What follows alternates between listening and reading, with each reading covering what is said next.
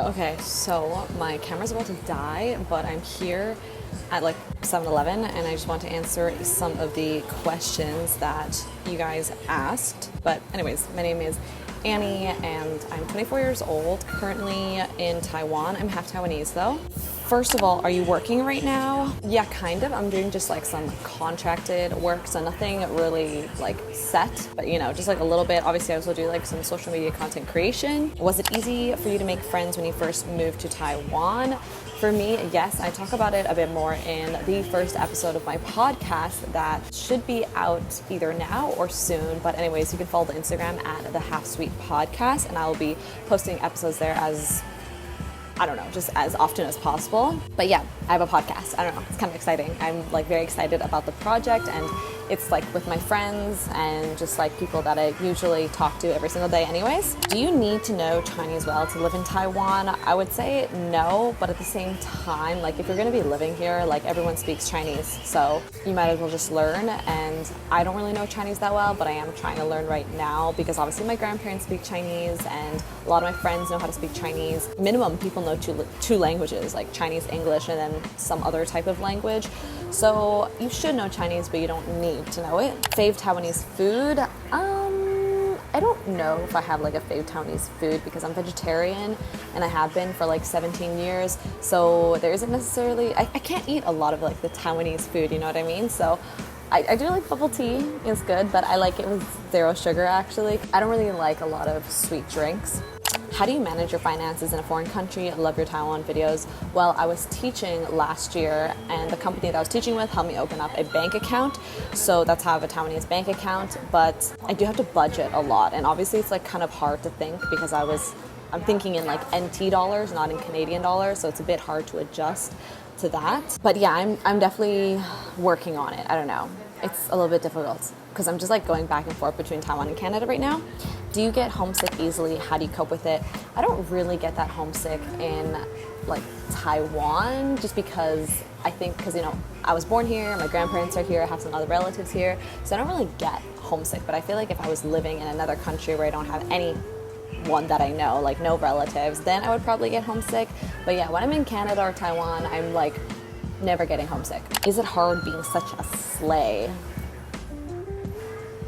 Very, very hard. How much can someone spend on food monthly in Taipei? Honestly, it's really easy to get carried away in spending money in Taipei. And I actually want to talk about this a bit more, just like basically budgeting and like, you know, just how to save money in Taipei or how to spend money on food, because there's a huge range in money that you can spend on food. Like you could be paying 60 NT for a meal, or you can pay like up to 500 NT for a meal. Like it really just depends on where you're going and how you want to eat.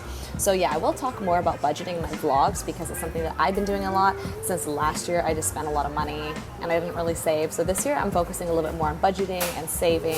How tall are you? I am only 5'4", like almost 5'4". I'm like 163 centimeters, so yeah, I'm not that tall. Literally, everyone that like meets me in person always says, "Oh, you're not as tall as I thought you were," and I'm like, "Oh, I'm not? Okay, I guess."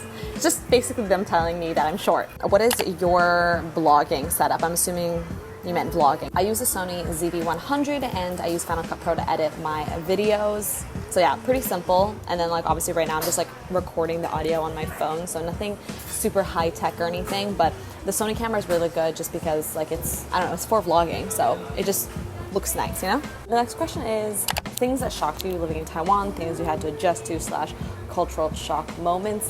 I didn't really have that much of a culture shock, just simply because I was born in Taiwan and I come here like every 2 years or so before. Now I'm here more often, but before I came like every 2 years. So I don't know, I just didn't really have a culture shock, I guess. But some things that I guess are quite different is obviously the language, and like the work culture here is a lot more intense than in Canada. But not if you're like teaching English. It's just like if you're doing like other jobs besides teaching English, it's pretty intense. I mean, I feel like someone else that has never been to an Asian country or lived in an Asian country is gonna have a lot more culture shock than myself. So yeah, you will probably experience that if you are just coming here for the first time. How do you edit your pictures? So I edit my pictures using the in editor in my iPhone, like just the photo editor for like colors, highlights, shadows, contrast, that type of thing. And then I also do use a little bit of Facetune. And sometimes I'll use like Snapseed, you know, if I want like a certain kind of effect. And sometimes I just edit inside the Instagram app. Yeah, so pretty simple. I try to keep my editing minimal because otherwise, you know, it just takes up a lot of time, you know, and I have to do a lot of other things. So I do try to keep my editing quite minimal. Oops, my bag was inside. Also, my bag is really cute, actually. I just got it from a brand called Dame Dover. I believe that's how you pronounce it. But yeah, such a cute bag, and they sent it to me recently. So you should definitely check out the brand if you're looking to invest in a nice quality bag. When will the podcast launch? I don't know if I mentioned this earlier, but I do hope it launches by the end of January. I'm working on the pilot episode and the first episode now, so hopefully I can just like launch those together and then consistently bring out episodes, and I'm gonna post it across YouTube, all the like podcasting platforms like Apple, Spotify. I'm gonna put, you know, snippets on TikTok. It has its own Instagram. The podcast should be launching by the end of January. That is the goal. What is your MBTI? Please, I really want to know that. Love you so much. You're so inspiring. Okay, thank you so much. But my MBTI, I believe, is ENFP. So let me just like quickly search up what that is, because I kind of like forgot what ENFP is. So the ENFP is someone who is extroverted, and it's titled as the champion or campaigner. Some of our strengths are zeal, charisma, creativity, and we are flexible, and we like to keep our options open, very spontaneous and highly adaptable to change. Give or take, yeah. I do like spontaneous things, so I do think that keeps life, you know, interesting, keeps things spicy, so I do like that. It says ENFP personality strongly dislike routine and prefer to focus on the future. I don't know about that. I think that routine, a little bit of routine is definitely good and has always been beneficial to me in my life, so I'm happy to welcome a little bit of routine just so that I can get things organized and get things done. But at the same time, I also like it, you know, spontaneous. You know, on the days that I'm not having a routine, I like things to be like, I don't want to know what's going to happen, you know? Any New Year's goals / resolutions? I actually have like a whole list of New Year's goals and resolutions, but I'm not going to go over every single one. I'm just going to go over a main one that I kind of have. So I feel like my time work management is pretty good. Like I'm pretty good at balancing like doing like any kind of like job I have, whether that's teaching or any kind of contract work, and doing social media and, you know, socializing. Like I'm pretty good at balancing my life and segmenting my time, but I think what I could be better at is just being more efficient with my work periods. And I think I need to be better at strategizing the kind of content that I create, and I want to put more value into the content that I put out. And in order to do that, I need to put more thought and I need to plan more. So yeah, basically, I want to be more effective with my time, my work time, because right now my habits of time management are already in place. Just for, you know, many years, I've already been doing content creation, you know, school or work all at the same time. So now it's about improving my efficiency and productivity. So that's one of my main goals, and obviously I have like financial goals. I have, you know, I want to learn Chinese better. So I have lots of goals. I have a lot to do in 2023, so I don't got no time to waste. Important lessons you've learned so far in your 20s. So this was a question that was inputted into like the podcast submission box, but I thought that I would talk a bit about it here, and I'll talk about it more maybe in one of my podcast episodes. But I am approaching, well, this year I'm going to be turning 25, okay? So, you know, yeah, so this year I'm going to be turning 25, and that is, you know, the quarter life crisis year. Like, oh my God, you know.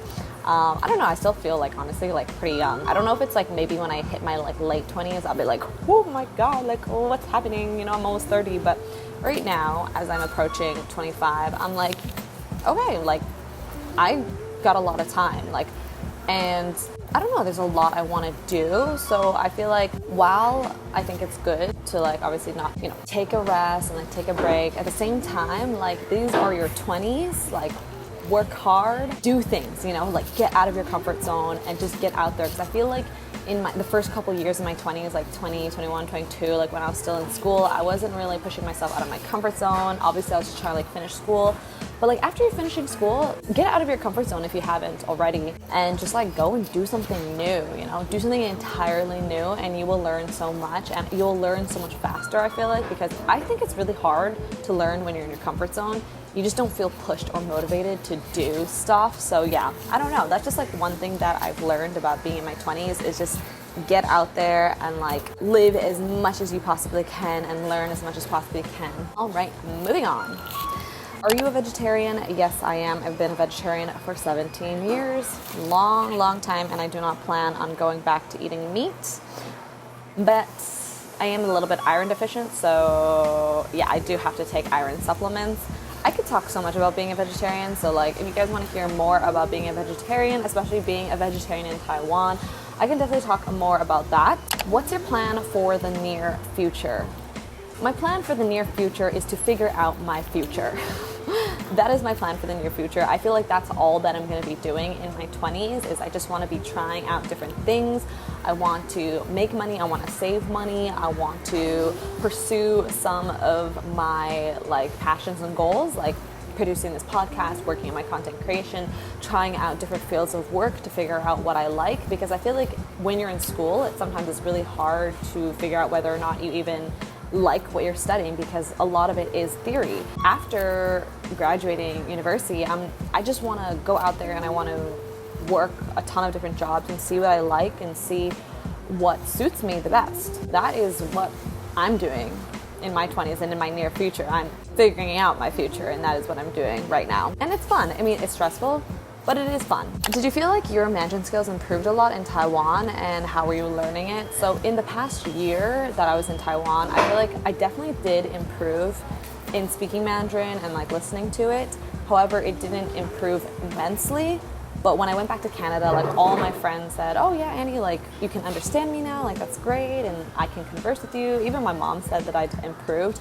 And I know that I naturally just improved by being a teacher and listening to the kids speak Chinese every single day. You know, when you're in the environment of a new language, you're gonna pick up things way quicker.